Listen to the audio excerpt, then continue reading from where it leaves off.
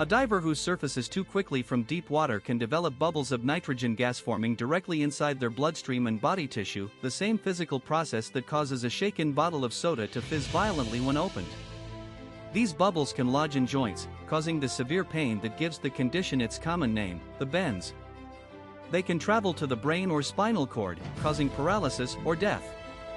This is decompression sickness, and the physics behind it, discovered originally not by divers, but by 19th century bridge workers and caisson laborers, fundamentally changed how humans are able to safely work underwater and at altitude.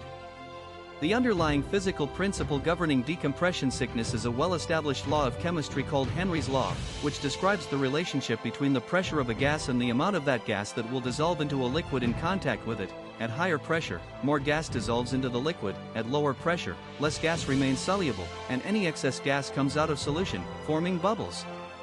The human body, while diving underwater, is subjected to substantially increased ambient pressure as depth increases, pressure that increases the amount of nitrogen, the inert gas making up roughly 78% of the air divers breathe through their equipment, that dissolves into the blood and body tissues at depth, well beyond the amount that would normally dissolve at standard surface atmospheric pressure. As long as a diver ascends slowly enough, this excess dissolved nitrogen has sufficient time to be carried by the blood to the lungs and exhaled safely and gradually, without forming problematic bubbles, in the same way that a bottle of carbonated beverage, if opened extremely slowly and carefully, releases its dissolved carbon dioxide gradually without a dramatic eruption. If a diver ascends too rapidly, however, the surrounding pressure drops faster than the excess dissolved nitrogen can be safely transported and exhaled through normal respiration, causing the nitrogen to come out of solution too rapidly and form actual gas bubbles directly within the blood and body tissues, precisely analogous to what happens when a shaken soda bottle is suddenly opened, dramatically and rapidly releasing pressure and causing the dissolved gas to violently bubble out of solution all at once, rather than gradually.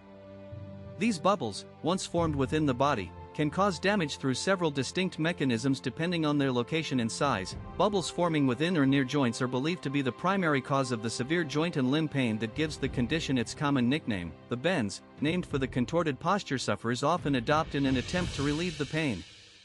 Bubbles forming within the bloodstream itself can act similarly to blood clots, blocking normal blood flow to various tissues and organs, and in the more severe form of the condition, classified by physicians as type 2 decompression sickness, bubbles affecting the brain or spinal cord can cause a wide range of severe neurological symptoms including confusion, vision disturbances, paralysis, and in the most severe untreated cases, death.